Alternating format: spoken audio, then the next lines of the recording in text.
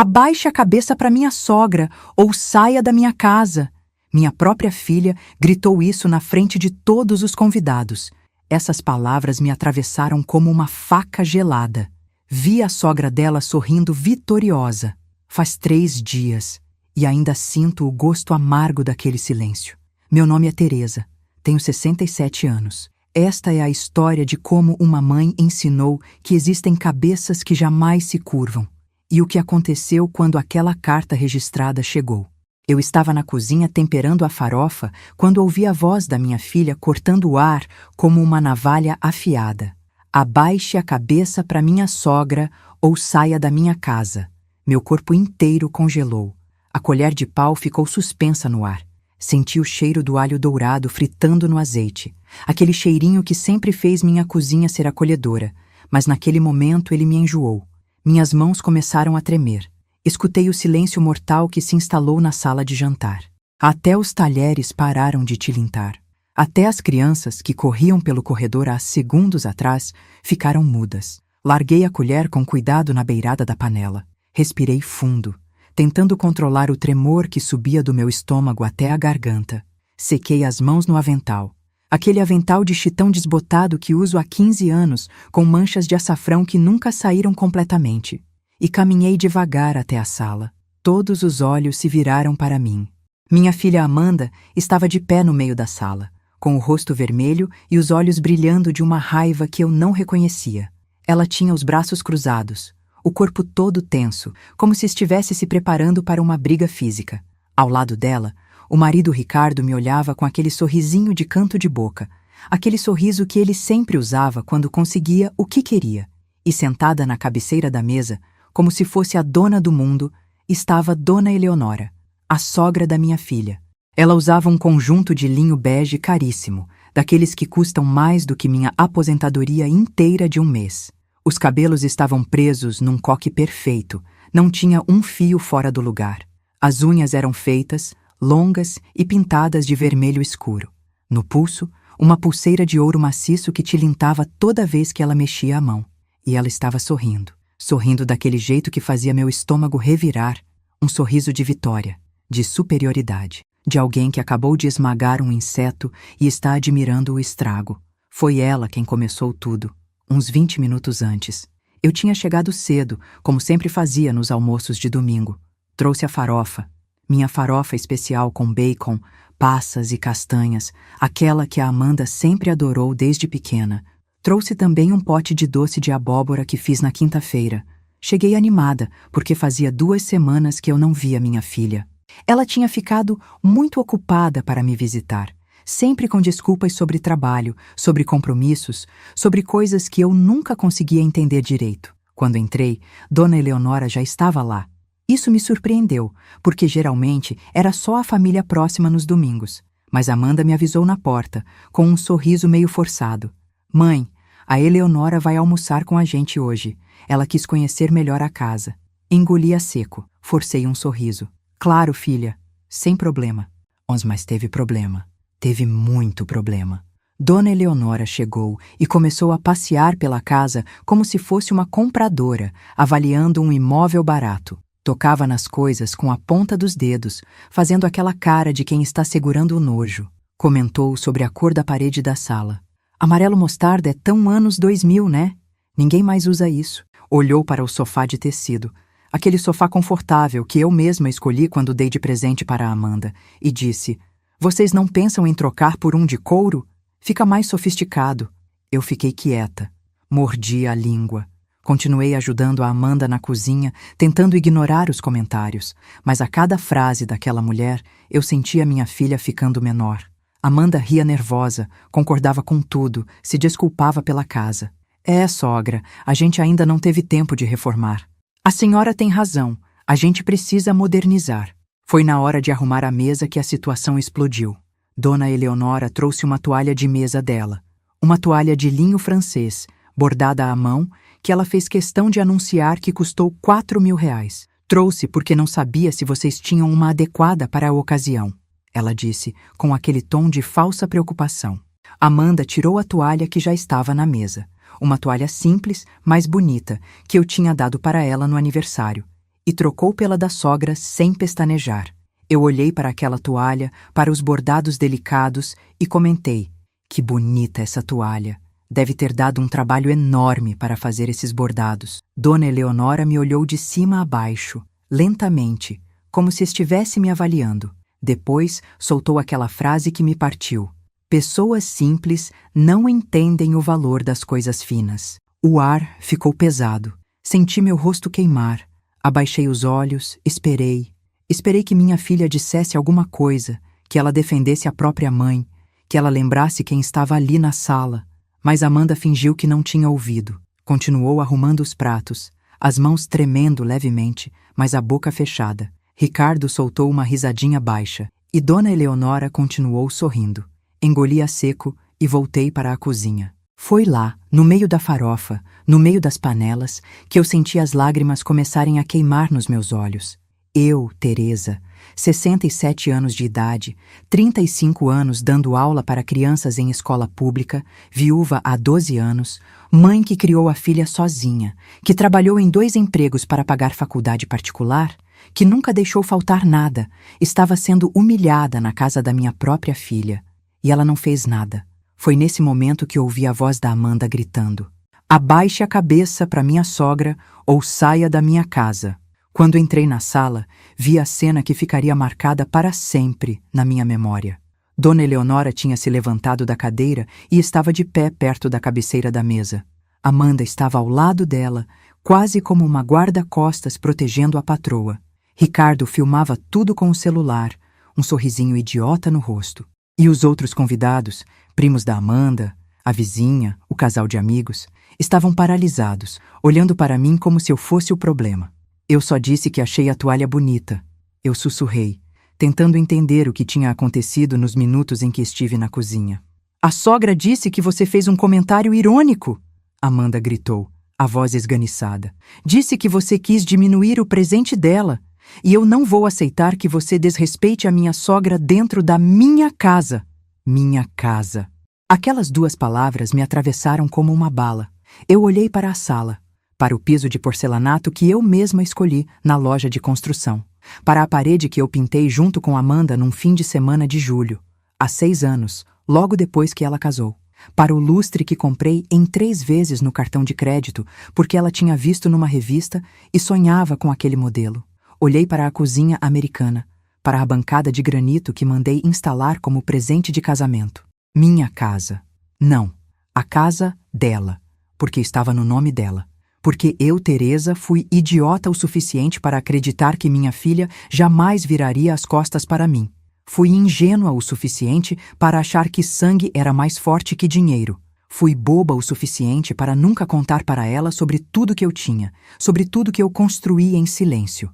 Amanda, eu disse, e minha voz saiu tão baixa que quase ninguém ouviu. Eu não quis ofender ninguém. Eu só... Não me interessa, ela cortou. Você sempre foi assim, mãe, sempre com esse jeitinho de vítima, sempre querendo atenção. A sogra trouxe um presente lindo, caro, e você não consegue aceitar que existem pessoas com melhor gosto que você. As palavras me acertaram como socos. Olhei para minha filha, para aquela mulher de 42 anos que eu carreguei na barriga por 9 meses, que eu amamentei até os 2 anos de idade, que eu acordei de madrugada quando tinha febre, que eu ensinei a ler, a escrever, a andar de bicicleta, que eu protegi de tudo e de todos. E vi uma estranha, uma completa estranha. Dona Eleonora deu um passo à frente. Sabe, querida Teresa, ela disse, e a voz dela era doce como mel envenenado. Eu entendo que você não esteja acostumada com certos ambientes. A Amanda me contou que você é professora aposentada, que viveu sempre de forma bem... modesta. Não é culpa sua não ter refinamento. É questão de berço mesmo. Senti algo se romper dentro de mim. Mas não foi raiva. Não ainda. Foi uma clareza fria. Uma percepção nítida de que eu estava sozinha naquela sala. De que minha filha tinha escolhido um lado. E não foi o meu. Peguei minha bolsa. Aquela bolsa velha de couro sintético que uso há 5 anos, com o fecho meio quebrado e a alça gasta. Joguei no ombro. Alicei meu vestido simples de algodão. Respirei fundo, sentindo o cheiro da casa, um misto de comida, de perfume caro da Eleonora, de algo que já não era mais meu lar. Olhei para a Dona Eleonora. Ela estava com aquele sorriso de vitória estampado no rosto. Olhei para Ricardo, que tinha abaixado o celular, mas ainda me observava com desprezo. Olhei para os convidados, que desviavam os olhos, constrangidos. E, finalmente, olhei para minha filha. Está bem, Amanda, eu disse, e minha voz saiu estranhamente calma. Se é isso que você quer, eu vou embora. Ótimo, ela respondeu, cruzando os braços. E da próxima vez, só apareça aqui se vier com educação e respeito pela família do Ricardo. Família do Ricardo. Eu não era mais família. Eu era a intrusa, a deslocada, a simples, a sem refinamento. Caminhei até a porta. Cada passo parecia pesar 1 tonelada. Sentia os olhos de todos cravados nas minhas costas. Ouvi a risadinha satisfeita de Dona Eleonora. Ouvi Ricardo dizer baixinho: "Era sobre isso, mãe. Essas pessoas têm que saber o lugar delas." Abri a porta. O sol de domingo me cegou por 1 segundo. A rua estava quieta, algumas crianças brincando mais adiante, um cachorro latindo. Vida normal. Enquanto a minha desmoronava. Antes de sair, virei de costas uma última vez. Amanda estava parada no meio da sala, os braços ainda cruzados, o queixo erguido em desafio. Mas eu percebi algo nos olhos dela. Um brilho estranho. Medo? Dúvida? Não sei. Não quis saber. "Você vai se arrepender disso, filha", eu disse. Não foi ameaça, foi constatação. Ela revirou os olhos. Sempre o drama, né, mãe? Sempre a coitadinha. Fechei a porta. E foi nesse momento, caminhando até o ponto de ônibus, sentindo as lágrimas finalmente escorrerem pelo meu rosto, que alguma coisa dentro de mim mudou. Não foi tristeza, não foi só dor. Foi algo mais profundo, mais perigoso. Foi a decisão fria e calculada de que aquilo não ficaria assim, porque Amanda não sabia de uma coisa. Dona Eleonora não sabia, Ricardo não sabia, ninguém naquela sala sabia. Aquela casa não era da minha filha, aquele carro na garagem não era dela, aquela vida toda não era dela. Era minha, sempre foi, e eu tinha os papéis para provar. Sentei no banco do ônibus, limpando as lágrimas com as costas da mão, e peguei meu celular velho. Abri a agenda. Procurei um nome, Doutora Beatriz Almeida, advogada. Digitei a mensagem, os dedos ainda tremendo. "Bia, preciso falar com você. É urgente. É sobre a Amanda." A resposta veio em menos de 1 minuto. "Teresa, pode vir amanhã às 9h no escritório? Estou preocupada." Respondi. "Estarei aí." Guardei o celular. Olhei pela janela do ônibus, vendo a cidade passar. E pela primeira vez em 12 anos, desde que meu marido morreu, eu me senti completamente sozinha. Mas também, pela primeira vez em muito tempo, eu me senti lúcida. A humilhação tinha acabado. A dor tinha chegado. Mas a vingança? A vingança ainda estava por vir. E agora eu te pergunto, de coração, se fosse você no meu lugar, o que você faria? Você deixaria quieto? Engoliria essa humilhação e fingiria que nada aconteceu? Ou você reagiria? Deixa aqui nos comentários o que você faria se sua própria filha te expulsasse de casa na frente de todo mundo. Eu quero saber a sua opinião de verdade. E se você quer saber o que eu fiz nos dias seguintes, o que descobri e como essa história virou, continua comigo, porque o que vem agora vai te deixar de queixo caído. Na segunda-feira de manhã, às 8h45, eu estava sentada na sala de espera do escritório da doutora Beatriz.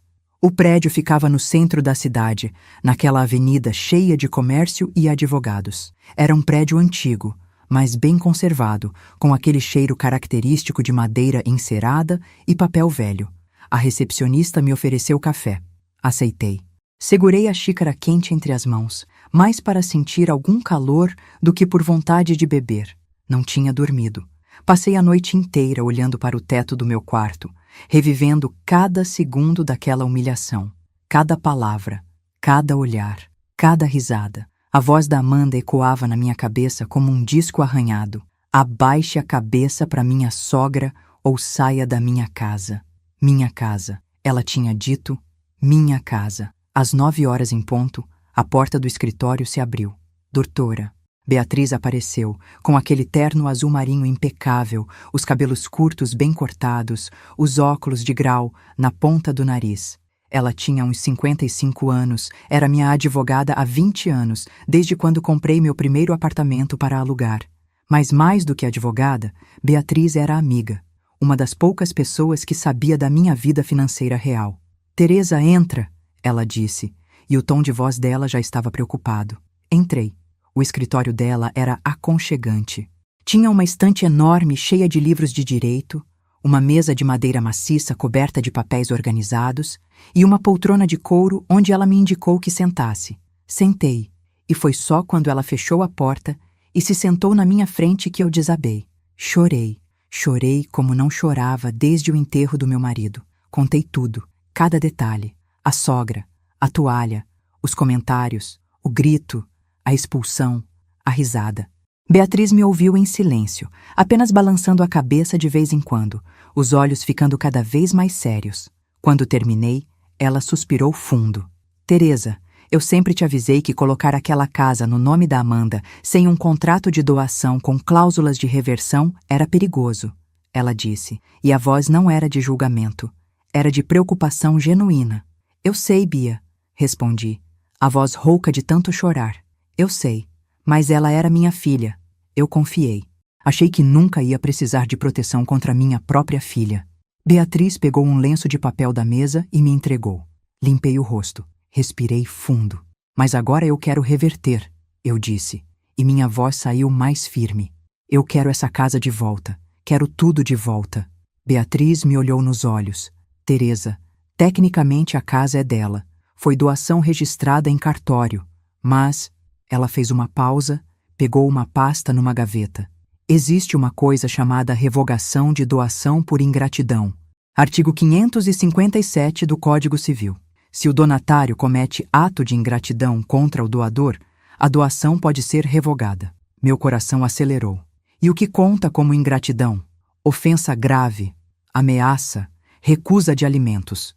No seu caso, expulsão pública, humilhação na frente de terceiros, quebra do dever de respeito e assistência familiar. Beatriz foi listando, anotando numa folha. Teresa, o que aconteceu domingo é um caso clássico, mas vai dar trabalho. Vai demorar alguns meses e vai doer muito mais antes de melhorar. Eu não me importo, eu disse. Eu quero justiça. Ela assentiu. Então vamos começar. Mas antes, me conta uma coisa. Além da casa, o que mais está em nome da Amanda? Abri minha bolsa e tirei uma pasta que eu tinha levado, uma pasta velha, com elástico, cheia de documentos que guardava em casa no armário do quarto. Coloquei na mesa. Beatriz abriu. Lá dentro tinha a escritura da casa onde Amanda morava, comprada por mim em 2010 por R$320 mil, doada para ela em 2012 quando ela casou. Valor atual de mercado, R$850 mil. O contrato de financiamento do carro, um SUV zero que comprei em 2021 no meu nome, mas que ficava com a Amanda. Valor quitado, R$95 mil. A apólice de seguro de vida que fiz quando a Amanda tinha 20 anos, com ela como única beneficiária. Valor segurado, R$500 mil. Extratos bancários mostrando transferências mensais de R$1.200 que eu fazia para a conta dela para ajudar com as despesas. Beatriz foi lendo tudo em silêncio. Quando terminou, ela tirou os óculos e esfregou os olhos. Teresa, você tem quase R$1,5 milhão em bens e valores ligados à sua filha, ela disse, e a voz estava espantada. E ela te tratou daquele jeito. Ela não sabe de nada disso, eu respondi. Ela acha que eu só tenho a aposentadoria de professora. Ela acha que sou pobre. Por quê? Por que você nunca contou? Suspirei. Meu marido sempre dizia, Teresa, dinheiro atrai interesse. Guarda teu patrimônio em silêncio. Deixa as pessoas te amarem por quem você é, não pelo que você tem. Então eu guardei. Trabalhei duro, investi, juntei. Mas nunca ostentei. Nunca contei. Achei que assim a Amanda ia me amar de verdade. Pelo que eu sou, não pelo que eu tenho. Beatriz balançou a cabeça. E aí chegou Dona Eleonora, que ostenta tudo, e virou a cabeça da menina. Exatamente. Ficamos em silêncio por 1 minuto. Eu ouvia o tic-tac do relógio de parede. Ouvia o barulho abafado da rua lá embaixo. Sentia o peso da realidade caindo sobre mim como uma laje de concreto. Beatriz, eu fui uma idiota, né? Perguntei. E minha voz era só um sussurro. Ela segurou minha mão. Você foi uma mãe. E mães confiam. Não foi sua culpa. Foi dela. Dela e daquele marido parasita. Saí do escritório da Beatriz com um plano. Ela ia entrar com o processo de revogação de doação. Ia levar uns 3 meses até a primeira audiência. Mas era possível. E eu ia lutar. Voltei para casa a pé. Morava num apartamento simples, 2 quartos, num bairro tranquilo da Zona Norte. Subia 4 lances de escada porque o elevador era velho e vivia quebrado. Quando abri a porta, o silêncio me engoliu. Vazio. A casa estava vazia. Não de móveis, de vida, de sentido, de propósito. Sentei no sofá da sala. Aquele sofá que comprei usado há 15 anos, mas que era confortável e me conhecia bem. E olhei ao redor. As paredes precisavam de pintura. O piso estava gasto. As cortinas estavam desbotadas. Eu tinha condições de reformar tudo, de comprar tudo novo, mas nunca liguei para essas coisas. Sempre achei que o importante era o coração da casa, não a aparência. Mas agora, olhando ao redor, me senti patética. Dona Eleonora tinha razão? Eu era simples demais? Eu não tinha refinamento? Eu era a mãe constrangedora que a Amanda queria esconder? Levantei e fui até o espelho do corredor. Olhei para o meu reflexo. Uma mulher de 67 anos. Cabelos grisalhos, curtos, sem tintura. Rugas profundas ao redor dos olhos e da boca. Mãos calejadas de tanto trabalho. Corpo cansado. Roupa simples, sem joias, sem maquiagem. Eu era invisível. Tinha me tornado invisível. Passei os dias seguintes numa espécie de névoa. Não cozinhava direito. Comia pão com manteiga, tomava café requentado. Passava horas sentada na poltrona da sala, olhando para o nada. Ignorava as ligações de números desconhecidos. Não tinha vontade de ver ninguém. A solidão doía fisicamente. Era como uma ferida aberta no peito que latejava o tempo todo. Todas as noites, antes de dormir, eu pegava o álbum de fotos velho que guardava na estante. Passava os dedos pelas fotos da Amanda bebê, Amanda criança, Amanda adolescente. Nossos sorrisos colados, nossos abraços apertados, nossa cumplicidade. Quando foi que perdemos isso? Quando foi que ela começou a ter vergonha de mim? Foi quando casou com Ricardo? Foi quando conheceu Dona Eleonora? Ou foi antes, e eu só estava cega demais para perceber? Chorava até dormir. Acordava com os olhos inchados. E recomeçava o ciclo. Uma semana depois da humilhação, na sexta-feira à tarde, eu estava deitada no sofá, assistindo uma novela antiga, sem prestar atenção, quando a campainha tocou. Ignorei. Tocou de novo. Fui atender, arrastando os pés, esperando ser algum vendedor ou conta para pagar. Abri a porta. Era Carlinhos, meu neto, o filho mais velho da Amanda. 19 anos, alto, magro, com aqueles olhos castanhos iguais aos do avô dele. Estava com uma mochila nas costas e o rosto vermelho, como se tivesse corrido até ali. Vó, ele disse, a voz engasgada, eu preciso te contar uma coisa. Meu coração acelerou. O que foi? Aconteceu alguma coisa com sua mãe? Não, ela tá bem, ele respondeu. Mas vó, eu preciso te mostrar uma coisa. Posso entrar? Deixei ele entrar. Fechei a porta. Fomos para a cozinha. Preparei um suco de laranja para ele, mais por hábito do que por vontade. Ele bebeu num gole só, nervoso. Vó, eu sei o que aconteceu no domingo, ele começou. Meu corpo inteiro ficou tenso. Sua mãe te contou? Contou a versão dela. Ele disse, a voz carregada de raiva. Disse que você foi desrespeitosa com a avó Eleonora, que você provocou, que você sempre foi difícil. Mas, vó, eu conheço você. Eu sei que isso não é verdade. Senti lágrimas queimarem nos meus olhos de novo. Obrigada por acreditar em mim, amor. Mas, vó, tem mais, ele disse, e tirou o celular do bolso. Tem muito mais. E é por isso que eu vim aqui. Ele desbloqueou o celular e começou a mexer. Vó, faz uns 2 meses que eu percebi que o pai está estranho, nervoso demais, brigando com a mãe toda hora. E a avó Eleonora começou a aparecer mais em casa, sempre fechada com os 2 no escritório. Eu achei estranho. E? Perguntei, a voz trêmula. E aí, semana passada, eu ouvi uma conversa, ele disse. Eu tinha esquecido minha chuteira e voltei para casa no meio do treino. Quando cheguei, ouvi eles discutindo. O pai, a mãe e a avó Eleonora. Eu fiquei no corredor escutando. Vó, o que eu ouvi me fez querer vomitar. Ele me mostrou a tela do celular. Era o WhatsApp dele. Uma conversa com ele mesmo, onde ele tinha transcrito tudo o que tinha ouvido.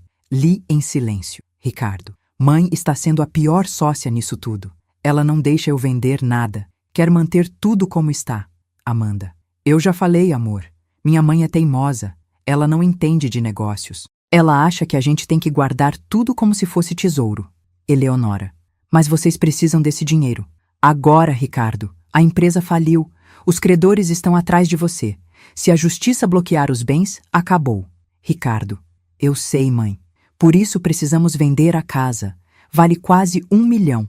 Paga tudo o que devo e ainda sobra. Amanda. Mas a casa tá no meu nome. Minha mãe não pode fazer nada. Eleonora. Ela pode encher o saco. Pode ficar chorando, fazendo drama. Por isso é melhor cortar ela da vida de vocês agora. Quando a velha morrer, a herança é de vocês de qualquer jeito. E aí você faz o que quiser. Li e reli. Não acreditei. Li de novo. Carlinhos tinha os olhos cheios de lágrimas. Vó, eles estão planejando te afastar, te apagar da vida deles. E a avó Eleonora prometeu comprar outra casa para eles depois que venderem essa, mas só se cortarem você completamente. Senti o chão desaparecer. Minha própria filha. Minha filha estava planejando me cortar da vida dela. Estava calculando minha morte. Estava negociando minha existência. Tem mais, vó, Carlinhos disse, limpando os olhos com as costas da mão. O pai tá cheio de dívida. A empresa dele faliu ano passado. Ele perdeu tudo. E agora os bancos estão atrás dele. Ele precisa de dinheiro urgente, senão vai ser processado. Pode até ser preso. E a dona Eleonora? Ela só quer controlar tudo.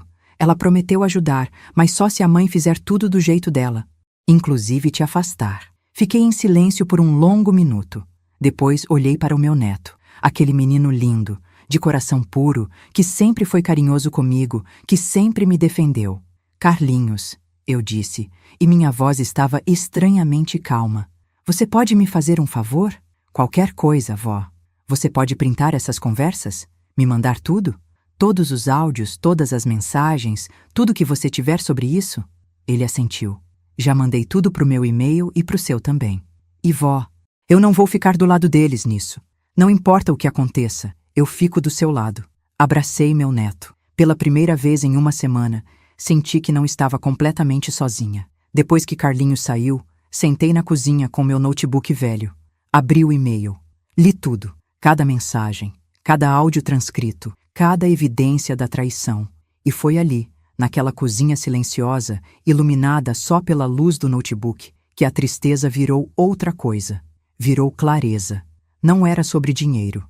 Nunca foi.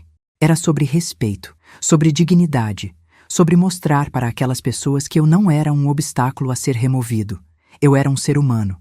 Eu era a mãe. Eu era a dona da própria vida. E ninguém ia me apagar. Peguei o telefone e liguei para a doutora Beatriz. Ela atendeu no terceiro toque. Bia, eu disse. Acabou a tristeza. Agora é guerra. Você tem papel e caneta aí? Porque eu vou te passar uma lista de tudo que eu preciso fazer. E nós vamos fazer rápido. Do outro lado da linha, ouvi o sorriso dela. Agora sim, Teresa. Agora sim. Pode mandar. Desliguei o telefone e olhei para o espelho da cozinha. Não vi mais uma mulher destruída. Vi uma mulher acordando. Marquei cabeleireiro para o dia seguinte. Marquei manicure. Fui na loja do shopping e comprei 2 roupas novas. Nada extravagante, mas bonitas, bem cortadas, que me valorizavam. Comecei a caminhar de manhã no parque perto de casa. Voltei a cozinhar. Voltei a sorrir.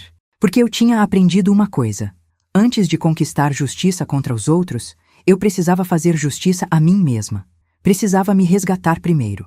E foi exatamente isso que fiz. 2 semanas depois, eu estava sentada na varanda do meu apartamento, tomando café e lendo um livro, quando meu celular apitou. Era uma mensagem no grupo da família que eu não tinha saído ainda. O grupo se chamava Família Abençoada. A mensagem era da Amanda. Mãe, precisamos conversar. Podemos marcar um café essa semana? Olhei para a mensagem, respirei fundo e não respondi. 3 dias depois, outra mensagem. Mãe, você tá bem? Tô preocupada. Liga pra mim? Não respondi. Mais 5 dias. Mãe, eu sei que você deve estar chateada, mas a gente precisa conversar. Vamos resolver isso como adultas. Não respondi. E então, numa quinta-feira à noite, meu celular tocou. Era Carlinhos. Vó, você tá em casa? Tô, amor. Por quê? Posso ir aí? Eu descobri mais uma coisa. E dessa vez é pior. Meu estômago embrulhou. Vem. Quando ele chegou, 30 minutos depois, estava com o rosto péssimo. Sentou na minha frente, pegou o celular e começou a mostrar. Vó, eu hackeei o notebook do pai. Carlinhos, isso é ilegal, eu sei. Mas vó, escuta, eu descobri e-mails, centenas deles. Entre ele, a mãe e a avó Eleonora. Eles estão planejando vender a casa faz meses, desde antes daquele domingo. Aquele dia foi armado. Senti o sangue gelar. Como assim?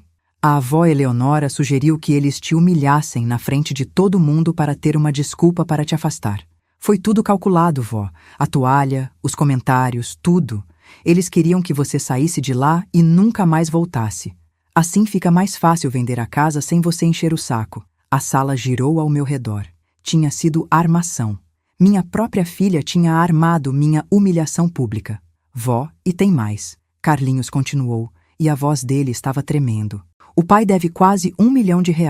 A empresa dele não faliu por acaso. Ele fez negócios ilegais, pegou empréstimos, desviou dinheiro. Se não pagar até o fim do ano, ele vai ser indiciado. Pode pegar até 5 anos de prisão. E a Eleonora sabe disso? Sabe. E ela disse que só ajuda se eles cortarem você. Ela não quer que gente simples se misture com a família dela. Essas foram as palavras dela num e-mail. Respirei fundo, muito fundo. Carlinhos, você pode me passar todos esses e-mails? Já enviei tudo para o seu advogado. Tá no e-mail que você me deu. Olhei para o meu neto, aquele menino corajoso, aquele menino justo. Obrigada, meu amor. Você acabou de salvar a sua avó.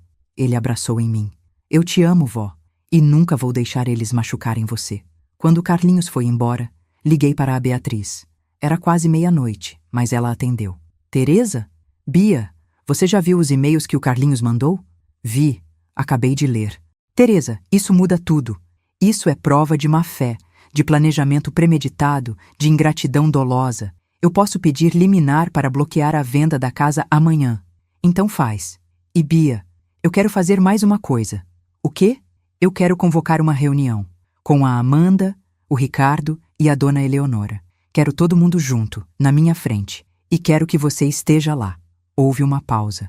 Depois a voz da Beatriz veio, baixa, mas firme. Teresa, você tem certeza? Absoluta. É hora de pôr as cartas na mesa, literalmente. Então vamos fazer isso. Quando? Segunda-feira, 10 horas da manhã, na casa da Amanda, a minha casa. Desliguei o telefone. Caminhei até o espelho do corredor. E dessa vez, quando olhei para o reflexo, não vi uma mulher destruída. Vi uma guerreira pronta para a batalha. Na sexta-feira de manhã, doutora Beatriz entrou com a liminar na justiça. O pedido era simples e direto: bloquear qualquer tentativa de venda, transferência ou oneração do imóvel registrado em nome de Amanda Silva Mendes, localizado na Rua das Acácias, número 342, com base em evidências de má-fé e ingratidão dolosa. O juiz analisou os documentos, as mensagens, os e-mails, as transcrições e concedeu a liminar em menos de 24 horas. Na tarde de sábado, Amanda recebeu a notificação judicial. Eu sei porque Carlinhos me contou. Ele estava lá quando o oficial de justiça bateu na porta. Disse que a mãe ficou branca. Abriu o envelope com as mãos tremendo, leu em silêncio e então começou a gritar: "Isso é culpa da sua avó. Ela tá fazendo isso porque é rancorosa. Ela não aceita que eu cresci na vida." Ricardo tentou acalmá-la, mas estava tão desesperado quanto ela. Ligou imediatamente para a mãe, dona Eleonora. Colocou no viva voz. E a resposta dela foi fria como gelo. "Se vocês não conseguem nem controlar uma velhinha, não servem para nada. Resolvam isso, sozinhos." E desligou. Foi aí que Amanda começou a me ligar. 17 ligações em um dia. Deixei todas tocarem até cair na caixa postal. Nas mensagens que ela deixou, o tom foi mudando. Começou com raiva. "Mãe, o que você acha que está fazendo? Você enlouqueceu?" Passou para a incredulidade. "Eu não acredito que você é capaz disso comigo." Terminou em desespero. "Mãe, por favor, atende o telefone. A gente precisa conversar. Eu te amo." Eu te amo. Quantas vezes ouvi isso na vida? Milhares. Mas agora, cada vez que lia aquelas 3 palavras na mensagem dela, eu sentia nojo. Porque amor não humilha. Amor não trai. Amor não arma ciladas. Na domingo à noite, mandei uma mensagem curta no grupo da família. Reunião segunda-feira, 10 horas da manhã, na Rua das Acácias, 342. Presença obrigatória. Amanda, Ricardo, Dona Eleonora. Estarei acompanhada da minha advogada. Não faltem. A resposta veio em segundos. Amanda. Mãe, que reunião é essa? Do que se trata? Ricardo. Dona Teresa, acho melhor conversarmos em particular, sem advogados. Dona Eleonora não respondeu. Eu também não respondi a eles. Segunda-feira amanheceu, com um céu azul absurdamente bonito. Acordei às 6 da manhã. Tomei banho demorado, passei creme hidratante, coloquei uma das roupas novas que tinha comprado, uma calça social preta e uma blusa branca de tecido bom, nada extravagante, mas elegante. Prendi o cabelo num coque simples, passei um batom nude. Olhei no espelho e vi uma mulher diferente. Uma mulher que se respeitava. Doutora Beatriz passou para me buscar às 9 horas. Ela estava com um terno cinza, uma pasta de couro enorme debaixo do braço e um sorriso de quem sabe que vai ganhar a guerra. Pronta? Ela perguntou. Mais do que nunca. Chegamos à casa, a minha casa, às 9h50. O carro da Amanda estava na garagem. O carro do Ricardo também. E tinha um terceiro carro que eu reconheci. Um Mercedes preto, o carro de Dona Eleonora. Estavam todos lá, esperando. Respirei fundo. Doutora Beatriz tocou meu ombro. Teresa, você é forte. Não esquece disso. Descemos do carro. Caminhamos até a porta. Bati 3 vezes. Quem abriu foi Ricardo. Ele estava com olheiras profundas, a barba por fazer, a camisa amarrotada.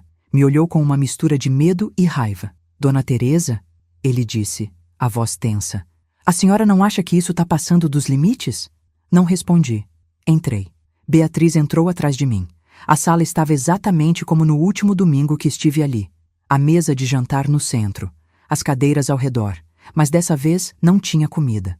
Não tinha cheiro de almoço, tinha só tensão no ar, densa como neblina.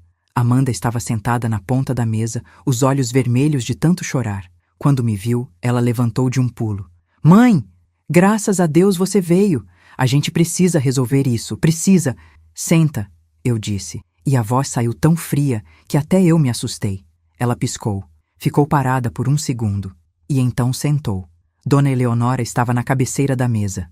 Dessa vez, não estava com aquele ar de superioridade. Estava tensa. As mãos cruzadas sobre o colo, o olhar calculista me avaliando. Quando me viu entrar, ela ergueu o queixo. Teresa, ela disse. E o nome saiu com desdém. Espero que tenha vindo aqui para se desculpar por todo esse escândalo desnecessário. Olhei para ela e sorri.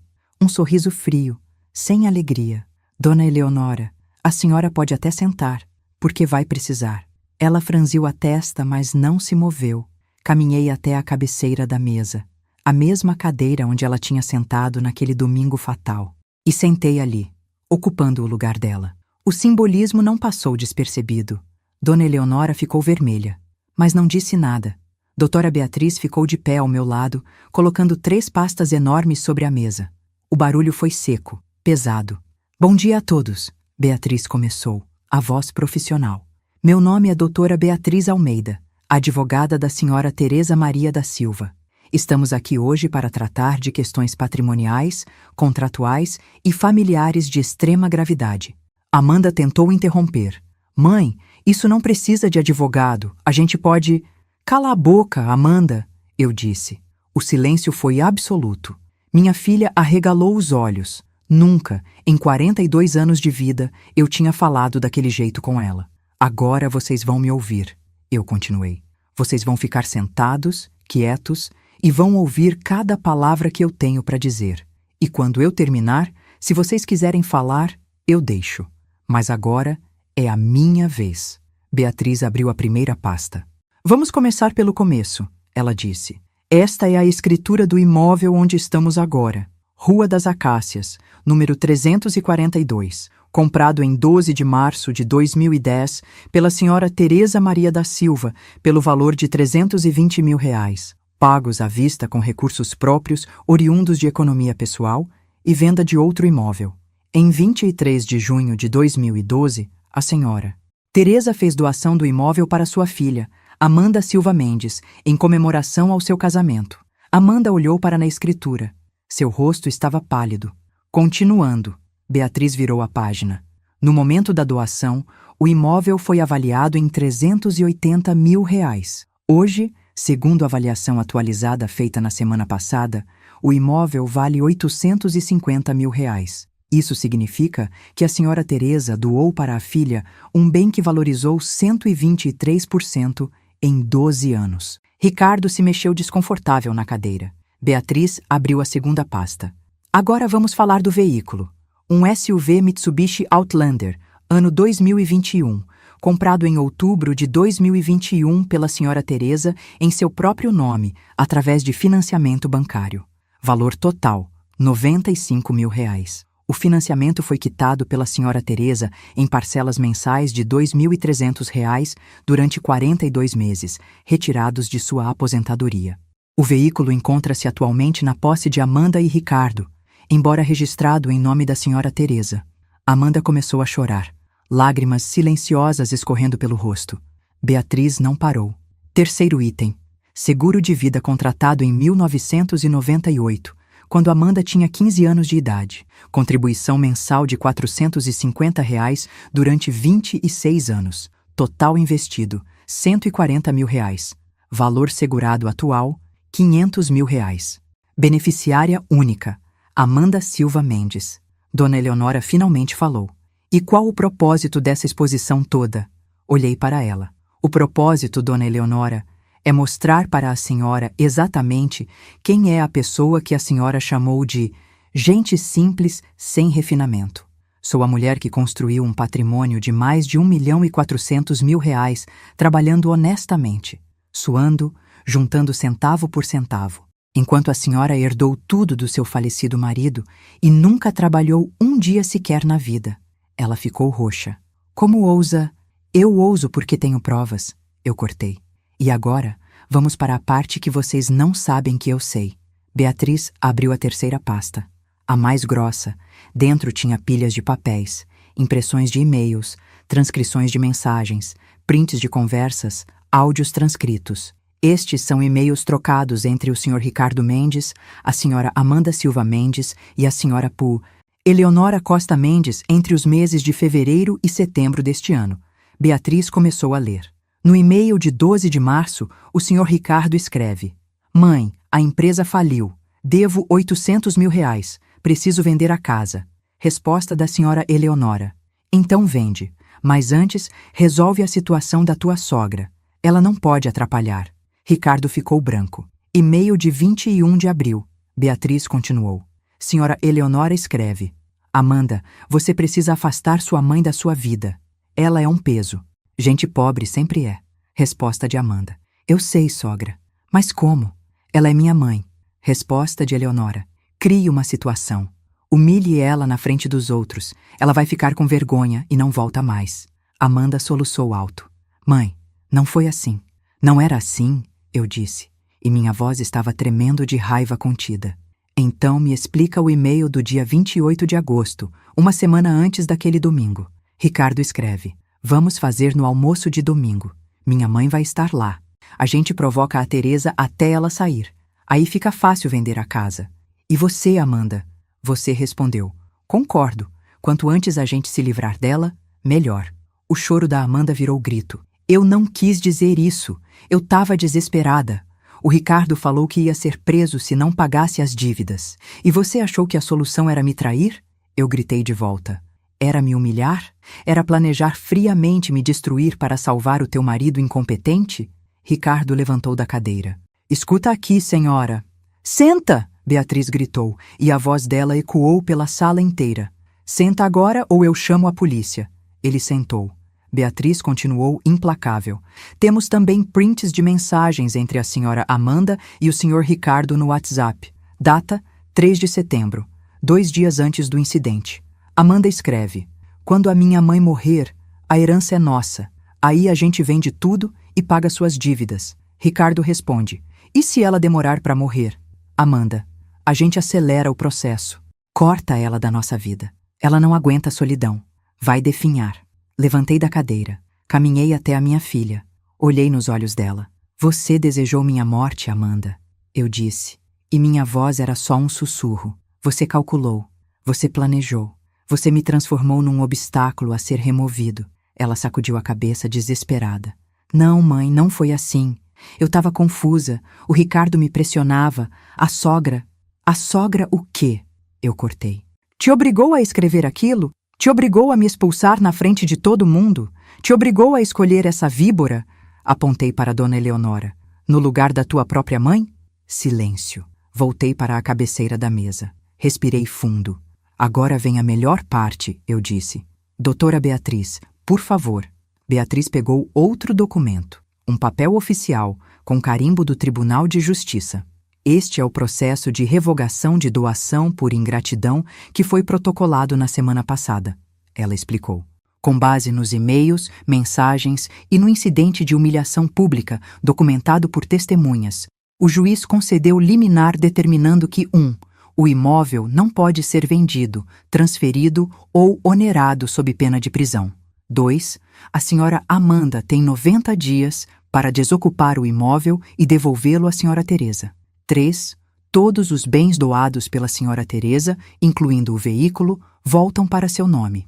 Amanda caiu de joelhos, literalmente. Deslizou da cadeira e caiu no chão, soluçando. Não, mãe, não, por favor. A gente não tem para onde ir. A gente não tem dinheiro. Eu vou perder tudo. Ricardo estava paralisado, branco como papel. Dona Eleonora, pela primeira vez, perdeu completamente a compostura. Isso é absurdo. Eu vou processar. Vou levar isso aos tribunais superiores. Vocês não podem... Podemos e já fizemos, Beatriz cortou. E, aliás, Dona Eleonora, a senhora deveria se preocupar com seus próprios problemas. Porque eu também protocolei uma denúncia no Ministério Público sobre seu envolvimento em coação moral e indução à prática de atos lesivos contra a idosa. Artigo 109 do Estatuto do Idoso. Pena de 6 meses a 3 anos de reclusão. Dona Eleonora ficou lívida. E quanto ao senhor Ricardo, Beatriz virou para ele. Já encaminhamos para a Receita Federal e para o Ministério Público cópias de seus e-mails confessando dívidas fraudulentas e desvio de recursos da empresa. Os órgãos competentes já abriram investigação.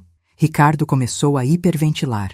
Olhei para os 3. Minha filha destruída no chão.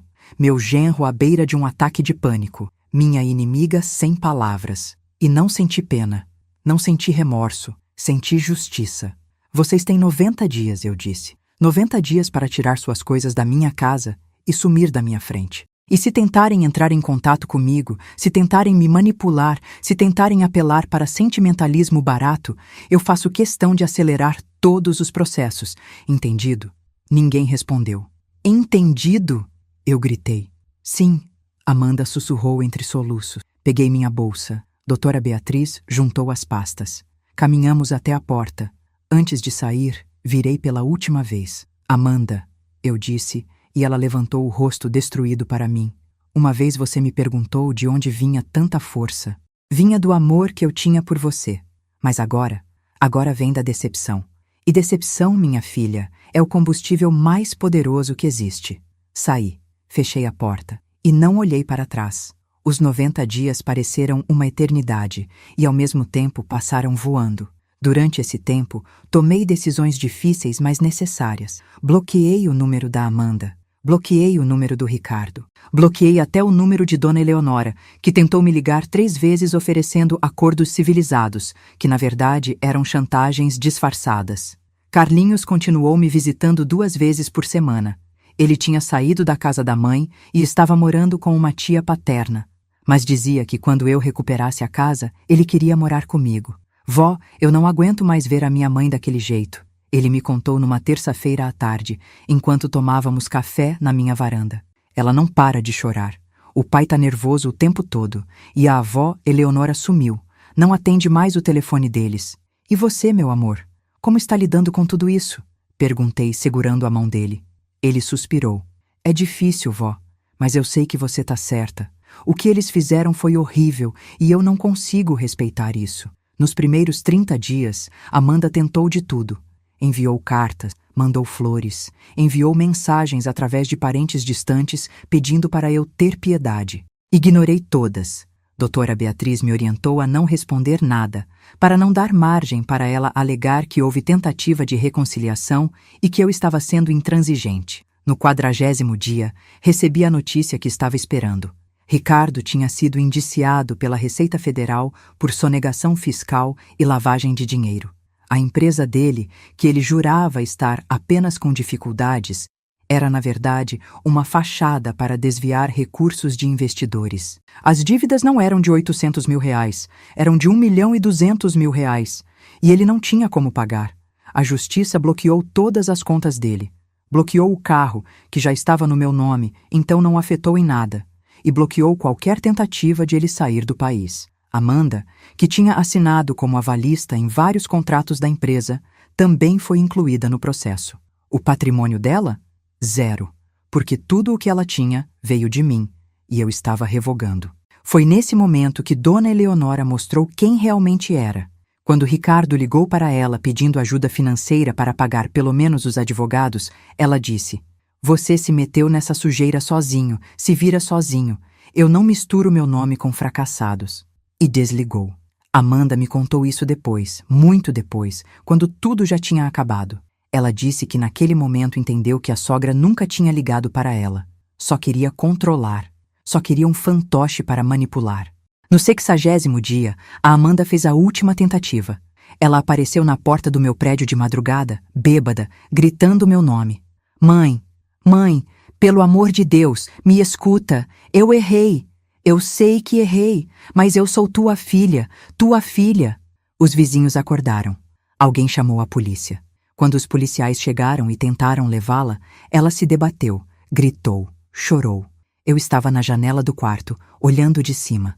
E mesmo vendo aquela cena, mesmo ouvindo o desespero dela, alguma coisa dentro de mim permaneceu fria, dura, inabalável, porque eu lembrava do sorriso de Dona Eleonora, lembrava da voz da Amanda gritando para eu abaixar a cabeça, lembrava dos e-mails desejando minha morte. Não desci. Deixei a polícia levá-la. No 80º dia, recebi a confirmação. A revogação da doação tinha sido definitivamente aprovada em segunda instância. A casa era minha de novo. Legalmente, oficialmente, minha. Marquei o 90º dia, uma segunda-feira fria de junho, para a reintegração de posse. Doutora Beatriz contratou uma empresa de mudanças, um chaveiro e 2 seguranças particulares. E fomos. Quando chegamos à rua, às 9 da manhã, a casa parecia abandonada. O jardim estava com o mato crescido. Tinha uma placa de "Vende-se" caída no chão. Tentativa desesperada que, obviamente, não deu em nada por causa da liminar. As janelas estavam fechadas. O oficial de justiça bateu na porta. Ninguém atendeu. Bateu de novo. Nada. Foi então que ele autorizou o chaveiro a arrombar a fechadura. Quando a porta se abriu, o que eu vi me chocou. A casa estava destruída, não de propósito, mas de abandono. Havia roupas largadas no chão da sala, caixas de pizza vazias empilhadas na cozinha. O cheiro de mofo era insuportável. As paredes, que eram brancas e limpas, estavam sujas, com marcas de umidade. O sofá que eu tinha comprado tinha uma mancha enorme de algo que parecia vinho. A mesa de jantar estava riscada e cheia de copos sujos. Era como se um furacão tivesse passado por ali e levado toda a vida junto. "Tem alguém aqui?" O oficial gritou. Silêncio. Entramos. Caminhamos pela sala, pela cozinha. Subimos as escadas. E lá, no quarto principal, aquele quarto que eu tinha decorado com tanto carinho para Amanda quando ela casou, encontramos ela. Estava dormindo na cama, ainda vestida, o cabelo desgrenhado, o rosto inchado de tanto chorar. Aulavê continue. Escreva mais 2.000 palavras no máximo do dela, Ricardo, também dormindo, mas com uma garrafa vazia de uísque na mão. O oficial de justiça tocou o ombro da Amanda. "Senhora, acorde. É hora de sair." Ela abriu os olhos devagar. Olhou para ele sem entender. Depois olhou para mim, parada na porta do quarto, e começou a chorar de novo. "Mãe." Não respondi. "Mãe, por favor." Virei as costas e desci as escadas. A mudança levou 4 horas. Os funcionários da empresa tiraram todos os pertences pessoais deles, roupas, documentos, objetos, e colocaram em caixas que foram deixadas na garagem. Todo o resto, os móveis, os eletrodomésticos, as decorações, tinha sido comprado por mim. Então ficou. Amanda e Ricardo saíram às 2 da tarde. Ela estava carregando uma mala pequena e chorando em silêncio. Ele estava sério, o olhar perdido, como alguém que tinha desistido de lutar. Nenhum dos dois falou comigo, nem tentaram. Eles entraram num Uber e sumiram na esquina. Doutora Beatriz ficou ao meu lado. Você está bem? Não sei, respondi honestamente. Ainda não sei. Passamos o resto da tarde limpando a casa. Contratei uma equipe de faxina profissional. Eles lavaram tudo, esfregaram cada canto, tiraram o mofo, o cheiro ruim, as marcas de negligência. Levou 3 dias até a casa voltar a parecer um lar. No 4º dia, me mudei. Trouxe minhas coisas do apartamento, que decidi colocar para alugar. Trouxe meus livros, minhas fotos antigas, minhas plantas. Arrumei tudo com calma, com carinho. Cada objeto no lugar certo. Cada ambiente respirando vida de novo. E quando terminei, quando sentei na varanda da casa vendo o sol se pôr, eu finalmente chorei. Chorei pela filha que perdi. Não pela morte, mas pela decepção. Chorei pela mulher que ela se tornou. Pela mãe que eu tentei ser e que talvez tenha errado em algum lugar, de alguma forma. Chorei pelo tempo perdido, pelas ilusões desfeitas. Pelo sangue que não foi mais forte que a ganância. Mas também chorei de alívio. Porque tinha sobrevivido, tinha lutado, tinha vencido. Nos meses que se seguiram, tentei reconstruir minha vida. Carlinhos veio morar comigo, como tinha prometido. Ele ocupou o quarto dos fundos e todos os dias, antes de sair para a faculdade, tomava café comigo na cozinha. Voltei a cozinhar, voltei a receber amigas, voltei a sorrir. Amanda tentou entrar em contato mais algumas vezes, através de cartas que eu nunca abri. Através de mensagens de parentes que eu bloqueava, até que um dia, 6 meses depois da reintegração de posse, ela apareceu na porta. Não estava bêbada dessa vez, estava sóbria, magra, com olheiras profundas, cabelos sem brilho, roupas simples e gastas. Mãe, ela disse, a voz fraca, eu só quero te pedir perdão. Não quero dinheiro, não quero a casa de volta. Só quero que você saiba que eu erro, que eu fui uma filha horrível, que eu mereço tudo o que aconteceu. Olhei para ela, para aquela mulher quebrada, e senti algo estranho no peito. Não era amor, ainda não, mas também não era ódio, era cansaço. Onde você está morando? Perguntei. Num quarto alugado, na Zona Leste, eu e o Ricardo. Ele arrumou um trabalho como vendedor. Eu voltei a dar aulas particulares de inglês. E Dona Eleonora? Ela deu um sorriso amargo. Sumiu das nossas vidas, bloqueou nossos números. Quando encontrei ela uma vez no supermercado, ela fingiu que não me conhecia. Fiquei em silêncio. Mãe, eu não espero que você me perdoe. Amanda continuou, os olhos marejados. Mas eu precisava te ver. Precisava te falar que eu te amo. Que eu sempre te amei. Que eu só perdi o rumo. Mas agora eu achei. Achei porque perdi tudo. E percebi que a única coisa que realmente importava era você. E eu joguei fora. Uma lágrima escorreu pelo meu rosto. Amanda, eu disse, e minha voz estava tão cansada quanto meu coração. Eu não sei se consigo te perdoar. Não agora, talvez nunca, mas eu posso te dar uma chance. Ela arregalou os olhos. Uma chance de provar que você mudou de verdade. Continuei. Você vai morar no quartinho dos fundos.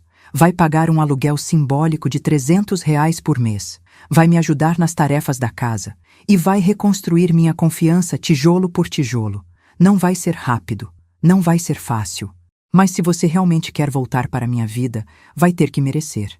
Cada dia. Entendeu? Ela assentiu. As lágrimas escorrendo livremente agora. Entendi. E eu vou fazer tudo. Tudo, mãe. Eu prometo. E o Ricardo?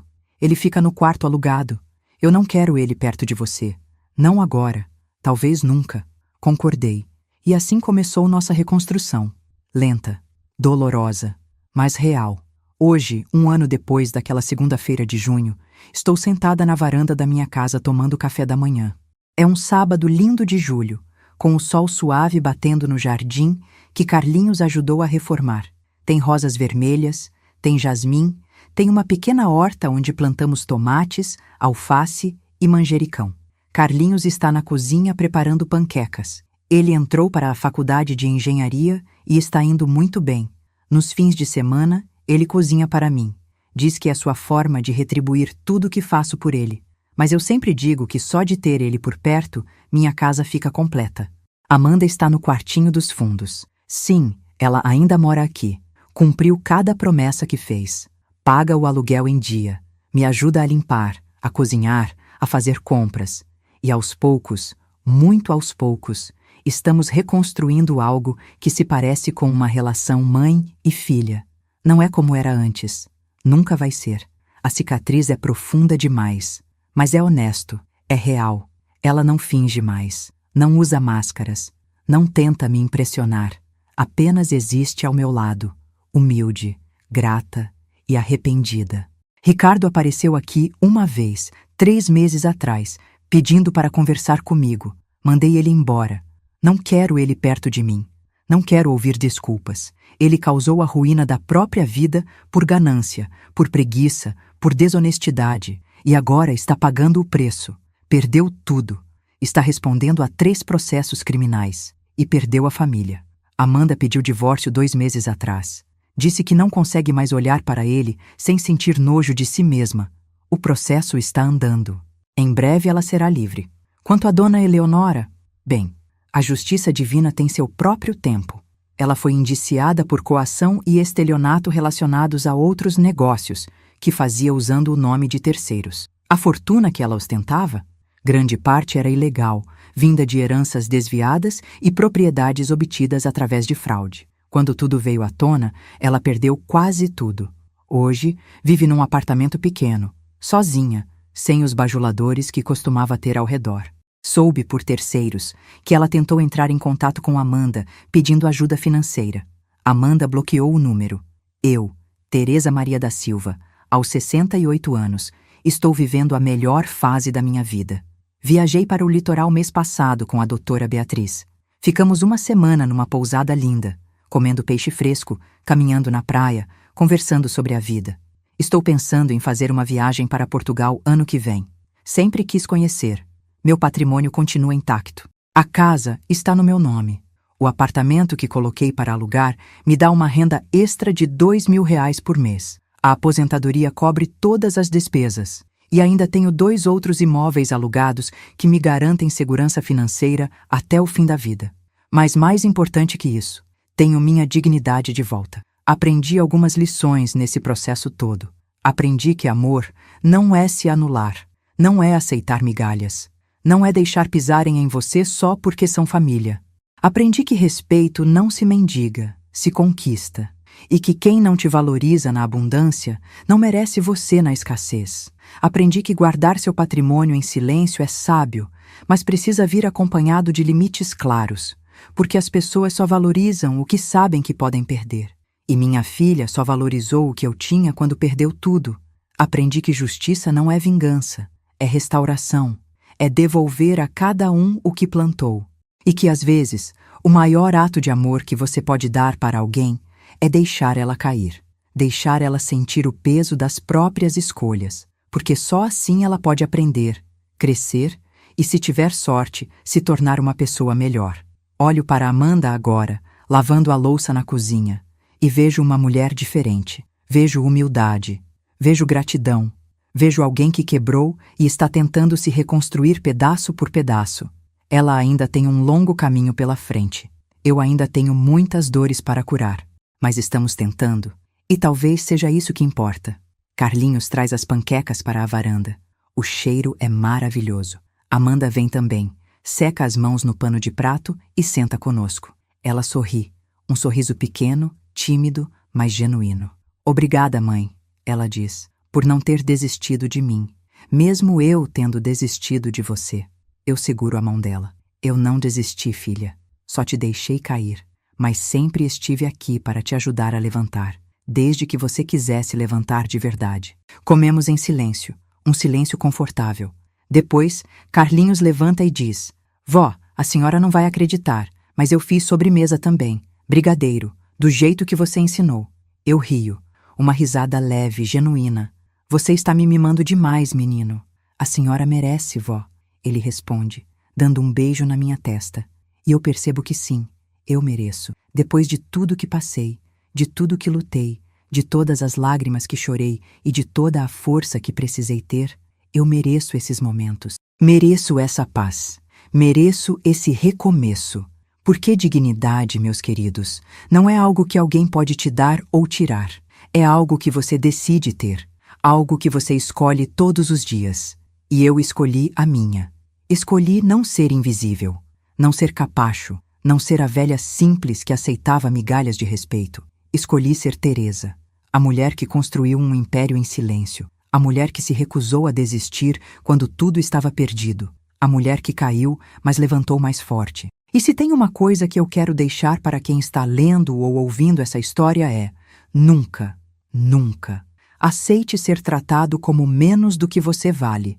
Não importa se é seu filho, sua filha, seu cônjuge, seus netos, seus pais, ninguém tem o direito de pisar na sua dignidade. E se pisarem, levante-se, sacuda a poeira, busque sua justiça e mostre para o mundo do que você é capaz, porque no fim, a melhor vingança não é destruir quem te feriu. É você se reconstruir tão forte, tão plena, tão feliz, que eles olhem para você e se arrependam de ter perdido o privilégio de estar ao seu lado. Termino meu café, olho para o céu azul, sinto o sol no rosto, escuto a risada do Carlinhos lá dentro. Vejo Amanda sorrindo enquanto organiza a mesa e penso, valeu a pena, cada lágrima, cada dor, cada luta, porque hoje eu sou livre. Livre de mentiras, livre de manipulação, livre de quem não me merecia. E isso, meus queridos, não tem preço. Se essa história te tocou, se você se viu em algum momento dela, se você também já foi humilhado, usado ou desvalorizado por quem você amava, quero que você saiba de uma coisa: você não está sozinho. E você tem mais força do que imagina. Não aceite migalhas. Não aceite desrespeito disfarçado de amor. Não aceite ser invisível. Você merece mais. Você sempre mereceu mais. E quando chegar a sua hora de se levantar, faça como eu fiz, com a cabeça erguida, os papéis em ordem e a certeza absoluta de que sua dignidade vale mais que qualquer patrimônio. Compartilhe essa história. Mande para quem precisa ouvir. Deixe um comentário me contando se você já passou por algo parecido. E não esqueça de se inscrever no canal para mais histórias de coragem, justiça e resgate de dignidade. Porque todo mundo merece ter sua história de recomeço. E a sua, prometo, pode começar hoje. Um beijo no coração de cada um de vocês. E lembrem-se, respeito não se mendiga, se conquista